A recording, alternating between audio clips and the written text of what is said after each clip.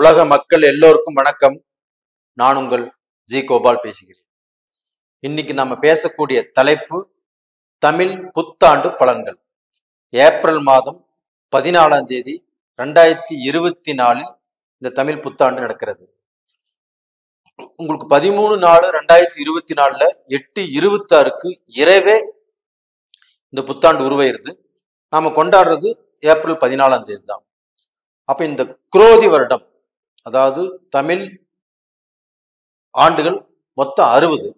அந்த 60ல 38வது வருஷம் தான் குரோதி வருடம். அந்த குரோதி வருடம் தான் இப்ப நம்மளுக்கு பிறக்கிறது. அப்ப இந்த குரோதி வருடம் பிறக்கும் போது நாம விடிய காலையில பிரம்ம முகூர்த்தத்தில் 3 to 4:30 அகல் விளக்கேற்றி, அதாவது 3 இல்லைன்னா 5 இல்லைன்னா 7 இந்த அகல் விளக்கு ஏற்றி காரிய சித்தி மாலையை படித்து 11 முறை கேட்டு வந்தாங்கன்னா கண்டிப்பாக அந்த விநாயகருடைய அனுகிரகம் நம்மளுக்கு எல்லா குறைகள் இல்லாத வாழ்க்கையை ஏற்படுத்தி கொடுக்கும். அப்ப டோட்டலா பாத்தீங்கன்னா இந்த குரோதி வருடம் கன்னி ராசிக்காரங்களுக்கு எப்படி இருக்கும் அப்படின்னா, கன்னி ராசிக்காரங்களுக்கு சத்துருக்கள் இல்லாத, எதிரிகள் இல்லாத, துரோகிகள் இல்லாத ஒரு வாழ்க்கையை, ஒரு அட்டகாசமான வாழ்க்கையை இந்த குரோதி வருடமாகப்பட்டது உருவாக்கி கொடுக்கிறது. அப்ப இதனுடைய பயனால கன்னிராசிக்காரங்களாகப்பட்டது ஒரு தடை இல்லாத வாழ்க்கை, ஒரு சிக்கல் இல்லாத வாழ்க்கை, ஒரு குழப்பம் இல்லாத வாழ்க்கையை வாழ போறாங்க. அப்ப அவங்களுக்கு தொழிலுக்கு தடை வரலாம், அவங்க பிசினஸுக்கு தடை வரலாம், அவங்க செய்யக்கூடிய வேலைக்கு தடை வரலாம். இதுல தடைகள் இல்லாமல் இருந்தா தானே அவங்களுடைய வாழ்க்கையில அவங்க உயர முடியும், ஒரு செல்வந்தராக முடியும், அவங்க பட்ட கடனை அடைக்க முடியும். அதற்குண்டான வாய்ப்பை இந்த குரோதி வருடம் ஏற்படுத்தி கொடுக்கிறது.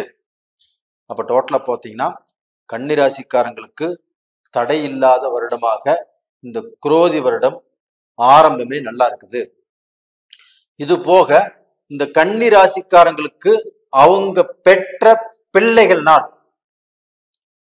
அந்த பிள்ளைகளுக்கு நல்ல படிப்பு, நல்ல தொழில், நல்ல திருமணம், அவங்க வாழ்க்கையில உயர உயர வளர்வது, இதை அவங்க கண்கள்ல பார்த்து சந்தோஷப்படக்கூடிய ஒரு அருமையான டைம் ஆகப்பட்டது இந்த காலகட்டத்தில் நடக்கும் இந்த குரோதி வருடத்தில். இப்ப அதே சமயத்துல பாத்தீங்கன்னா இந்த பீரியட்ல அவங்களுக்கு எந்தவித தடையுமே இல்லை. அப்போ இவங்களுக்கு எதிரிகள் தொந்தரவு, எதிரிகள்னால, துரோகிகள்னால இவங்க குடும்பத்துல பிரச்சனைகள், சிக்கல்கள் இவங்க குடும்பம் பிரியப்பட்டு ஆணொரு பக்கம் பொண்ணொரு பக்கம் போகக்கூடிய சூழ்நிலைகள் உருவாகி போச்சு. அது எல்லாமே தீர்ந்து இந்த காலகட்டத்துல நல்லபடியாக வாழ்வாங்க. அப்போ இந்த கன்னிராசியில பிறந்த ஆண் பெண் இருபாலரும் இன்னைக்கு ஒருத்தர் புரிஞ்சுக்கிட்டு ஒரு நல்ல நிம்மதியான வாழ்க்கை கண்டிப்பாக வாழக்கூடிய ஒரு கட்டம் வந்தாச்சு. அப்ப இந்த குரோதி வருடத்துல கன்னிராசியில பிறந்தவங்க தன்னுடைய வாழ்க்கையில புதிய முயற்சிகள் எடுத்து அந்த முயற்சிகளில் வெற்றி பெறணும் அப்படிங்கிற திங்கிங் அப்போ அவங்க நல்லபடியான நல்ல முயற்சிகள் எடுத்து அந்த முயற்சிகள் மூலியமாக வாழ்க்கையில நல்ல பொசிஷனுக்கு வருவாங்க. அப்ப இந்த காலகட்டத்துல அரசியல்ல உள்ளவங்க, வேலையில உள்ளவங்க, கவர்மெண்ட் ஜாப்ல உள்ளவங்க, இவங்க எல்லாமே நல்ல பொசிஷனுக்கு வரக்கூடிய வாய்ப்புகள் நல்லா இருக்குது. அப்ப இதன் காரணமாக அவங்க டோட்டலா பாத்தீங்கன்னா அவங்க வந்த பாதையில எவ்வளவோ கஷ்டங்கள், எவ்வளவோ பிரச்சனைகள், எவ்வளவோ துரோகங்கள், எத்தனையோ விதமான கஷ்டத்தை பார்த்து வந்திருந்தாலும் இந்த குரோதி வருடத்திலிருந்து அவங்களுடைய கஷ்டங்கள் இல்லாமல், கவலைகள் இல்லாமல், தடைகள் இல்லாமல் ஒரு நல்ல வாழ்க்கை வாழ முடியுது. அப்ப இந்த காலகட்டத்துல பாத்தீங்கன்னா அவங்க திருப்பாம்பரம் போயிட்டு வரணும். இப்ப காளகஸ்தி போயிட்டு வந்திருந்தாங்கன்னா பிரச்சனை தீராது. திருப்பாம்பரமும் போயிட்டு வந்தால் கண்டிப்பாக இவங்களுக்கு சத்துருக்கள் விலகுவாங்க, எதிரிகள் விலகுவாங்க, துரோகிகள் விலகுவாங்க, இவங்க நல்லா இருப்பாங்க. அப்ப இவங்க குடும்பத்துக்கு நல்ல சந்தோஷங்கள் கண்டிப்பாக கிடைக்கும். இவங்க தொழிலுக்கு மேன்மை அடையும். அதே சமயத்துல இவங்க வெளிநாடு போய் பிழைக்கணும், வெளிநாட்டுல போய் வேலை செய்யணும், வெளிநாட்டுல இருந்து நான் சம்பாரிச்சு சாதிச்சு நல்ல நிலைமைக்கு வரணும் அப்படின்னு ஆசைப்பட்டிருந்தாலும் அப்படின்னு நினைச்சிருந்தாலும் அதுவும் நடக்கும். அப்ப வெளிநாட்டுல உள்ளவங்களுக்கு இந்த குரோதி வருடத்துல கண்டிப்பாக மேன்மை அடைய முடியும். இப்ப Singapore, Malaysia, Australia, Canada, UK இந்த மாதிரி கண்ட்ரியில வளர்ந்துட்டு இருக்கிறவங்க அவங்க வாழ்க்கையில சில கஷ்டத்தோட வாழ்ந்துட்டு இருந்தாலும் அந்த கஷ்டங்கள் தீர்ந்து நிம்மதி அடையக்கூடிய காலகட்டங்கிறது இப்ப வந்தாச்சு. அதே சமயத்தில் இந்தியால இருந்து வெளிநாடு பிழைக்க போனவங்க அவங்களும் சில தடைகளோடு இருந்தாங்க. அவங்களுக்கும் அந்த தடைகள் எல்லாமே நிவர்த்தியாகி நல்ல வாழ்க்கை வாழ போறாங்க. அப்ப டோட்டலா பாத்தீங்கன்னா அவங்களுக்கு எதிர்பாராத சில நல்ல மாற்றங்கள், அதே சமயத்துல அவங்க எதிர்பார்க்காத அவங்களுடைய தலைமையிலிருந்து நல்ல விஷயங்கள் கண்டிப்பா கேட்க போறாங்க. இது எல்லாமே நடக்கும். இப்ப கன்னிராசிக்காரங்க கண்டிப்பாக நல்லா இருக்க போறீங்க.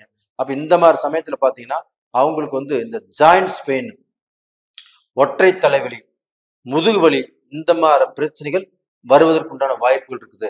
அதை மருத்துவ ரீதியாக நீங்கள் பார்த்து சரி செய்து கொள்ளலாம்.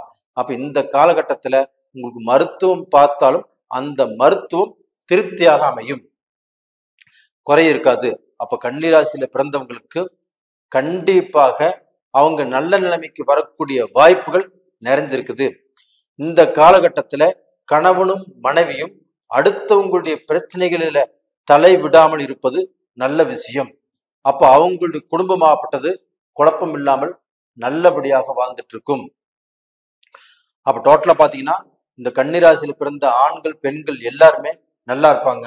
கன்னிராசியில பிறந்த பெண்களுக்காகப்பட்டது இந்த பீரியட்ல லாட்ரி வாங்கக்கூடிய யோகங்கள் இருக்குது. அந்த லாட்ரினால கண்டிப்பாக ஒரு நல்ல பொசிஷனுக்கு வரக்கூடிய வாய்ப்புகள் இருக்குது. அப்ப இந்த யோகத்தினால ஆண் வாங்கினாலும் சரி பெண் வாங்கினாலும் சரி லாட்ரி, அப்படி இல்லைன்னா ஷேர் மார்க்கெட்லயும் ஒரு நல்ல முயற்சிக்கு வரக்கூடிய வாய்ப்புகள் இருக்குது. அப்ப அவங்க தொழிலே செஞ்சாலும் அந்த தொழிலையும் நல்லா இருப்பாங்க.